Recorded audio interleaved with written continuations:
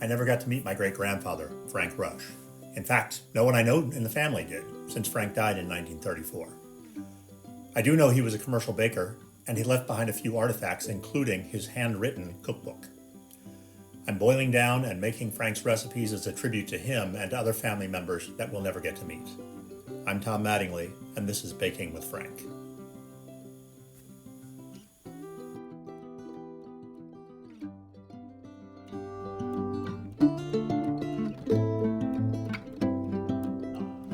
Welcome back. This week, we're going to do what has been equally called a delicious summer treat. That's by our old friend Cleve, you remember Cleve, in his book, because I had to do a little research on this one.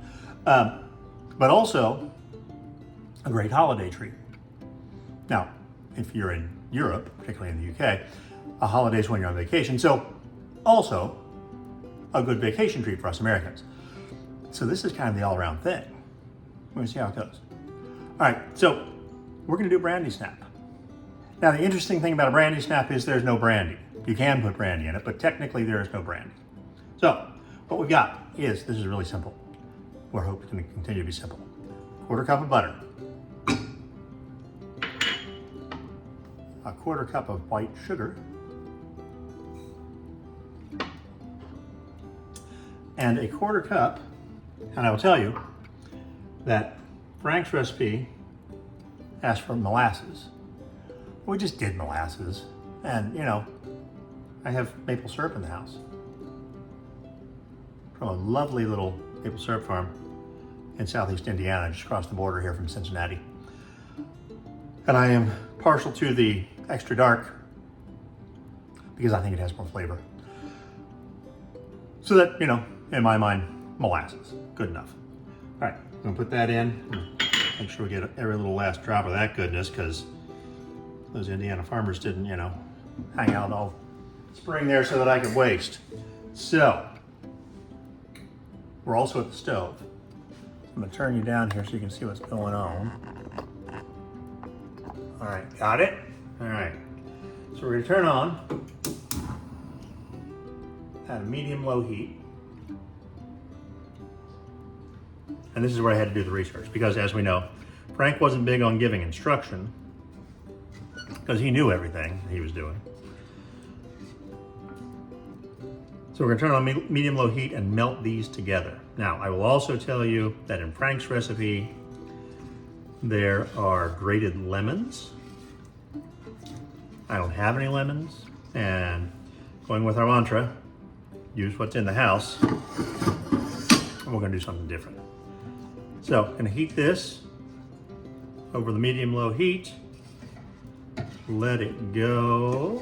You can see it's starting to melt there. See some little tendrils of butter going out. And according to Cleve, okay, I'll tell you that in a second. According to Cleve, you mix it until you can't feel the grains of the sugar anymore. Okay, also, I just found another, wait, let me turn you up here, because this is an interesting watch. All right, I just found another, I'm stirring, I swear. I just found another one of Frank's books, his cookbooks. So this one, if I remember correctly, is from 1912, might be 1914. Anyway, it's earlier. It's more basic because technology was improving, but it's got some cool stuff in it. So we're gonna pull that out at some point and, you know, see where we get. Because certainly there are things in there that none of us have ever tasted, right? Tastes change, as we know, as we saw from the jumbles. Anybody else out there had a jumble? Have you had one now? Yes, you have. All right, I'm gonna continue to melt this. I'm not gonna force you to watch me melt this. I'll be back in a minute. All right, so as you can see, we're mostly dissolved here. I feel a couple little, it's strange, you can actually feel the grains. I feel a couple little grains down on the bottom. I'm just gonna rop those. We're gonna rop those out. It's a new baking term, it's called ropping. And we're doing it right now. We're ropping those out. And we're gonna let this cool for a minute. While we're doing that, so with the other new book, I found yet another new book. This one I'm a little afraid to open. So it's encased in plastic. Mom was protecting it clearly. And it's totally a mom plastic, situation. but it is from the Fleischmann Yeast Company, which was based here in Cincinnati, might still be based here in Cincinnati. And Profits in Bread Making, I think it's called. Anyway, it's something that was a paperback, was not made of strong paper at the time. It was, I'm sure, perfectly fine for being used and not worried about, but for lasting for over 100 years, it's a little rough. So I'm a little afraid to take that one out of the case. All right, so I'm not feeling any more grains in there. I'm gonna turn off the heat. We're gonna let this sit for a minute. Somebody count, all right? Tell me when we get to a minute. All right, so next two ingredients, we're putting in a 1/4 cup of flour. And because we don't have any lemons, okay, what's gonna be a little spicy, little, you know, give it a little whang, if you will. You know that reference, you're pretty cool. All right, so a 1/4 teaspoon of ginger. Let me make sure we get all that goodness out of there so that it's as whangy as we can make it. A little whang to it. And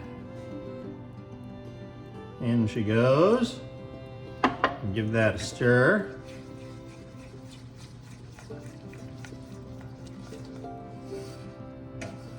They're nearly as thick as I would think. I thought they would be, but there you are. What do I know? We all know this is an experiment. So I am preheating the oven to 350. We are at 340. Well, just turned to 350. Look at that. What great timing. I'm gonna mix that in until it's smooth. Get the lumps out as much as I can. And these are similar to a Florentine cookie, which, if you don't know what a Florentine cookie is, I don't blame you, I probably wouldn't have either, except that I saw it on TV. But that's the little lacy looking one that you have at Christmas. So, that looks good to me. Set that over here. And on a parchment lined cookie sheet, we're going to do spoonfuls of this, just teaspoonfuls.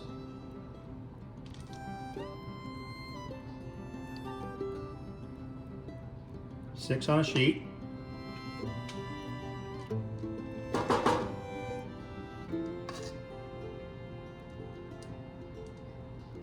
And the intent is that these spread out a bit. So I don't know if I'm supposed to help them out with that, or if they're going to do it on their own, or, you know, what's up. But what we're going to do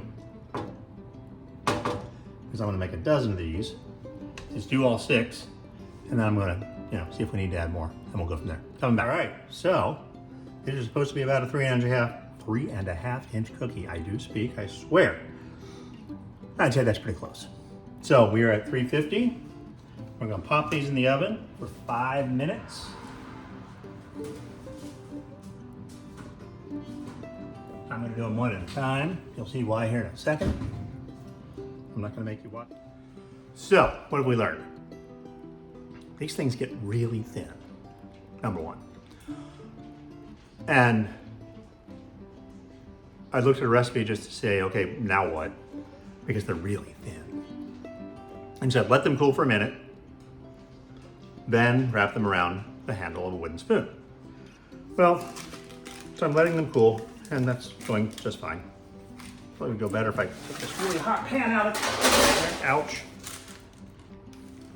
The next thing that we learned is when they say separate them, they mean separate them. And here's why. Now, I am a ginger out of lemons kind of guy. So for me, that just means a bigger, whatever, brandy snap. That's what we're calling it, brandy snaps. So we're gonna do that. So then I went looking for a wooden spoon with a round handle, right? Because I'm assuming like cannoli, blah, blah, blah, blah.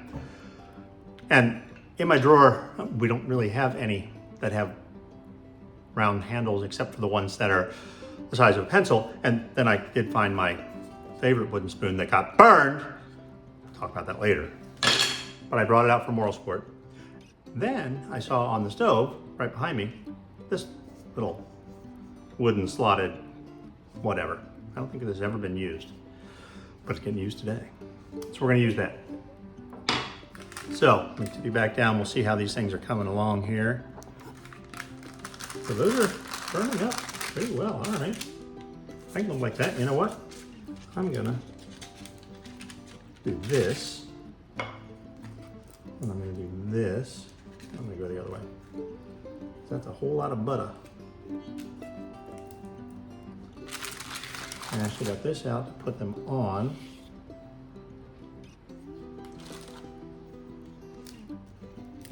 And they're probably right too hard.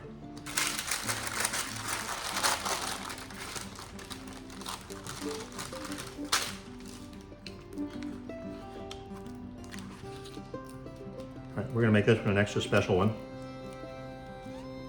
Look how beautiful that is. Look at it. It's like art. R2? I don't know. Linkletter. Bueller. Yeah, that was like 40 years ago today, I think. 1985. So we're going to call that 40 years, aren't we, friends? Good. Look, look at that. Look, I mean, have you ever seen anything more beautiful? All right, we're going to let those cool. So, cream. I'm thinking to myself, because everything said, you know, whipped cream, blah, blah, blah, blah. Yeah, cool. But I had leftover whiskey cream down in the freezer. Remember that? Still had it. So I went down and got it, thawed it. It was still running. So I put in some cornstarch because, you know, cornstarch thickens. And it didn't. So then I said, well, in the end, this is just pudding. So I put in another box of pudding. And I got gloop. So we're gonna try to whip this up a little bit, see where we get.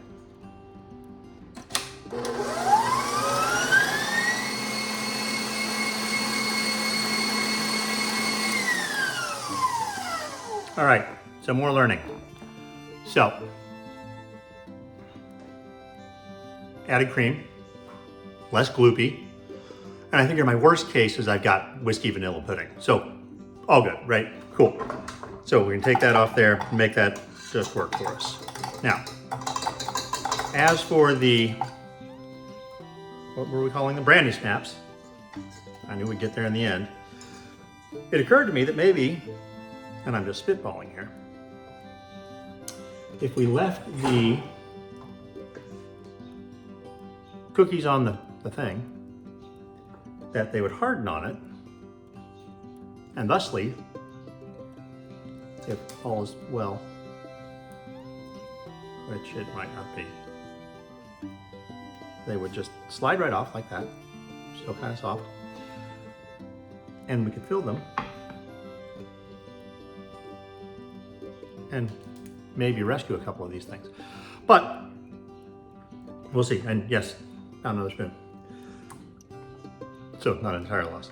All right, so this sad little fella. I'm also guessing I probably didn't bake these long enough because everything was rush, gonna turn solid, yada, yada, yada, yada, yada. I mean, they didn't. All right, so I'm gonna fill up a few more of these.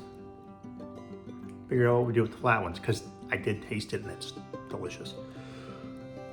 And we'll go from there. All right, I'm not gonna gaslight you and tell you these are the prettiest things you've ever seen. They kind of look like chicken fingers. Well, let's give one a shot. And yes, I did manage to get cream in all of them. Some of them just didn't, but hey, it's all an experiment. It's all an experiment. Let's use this one. Look at that.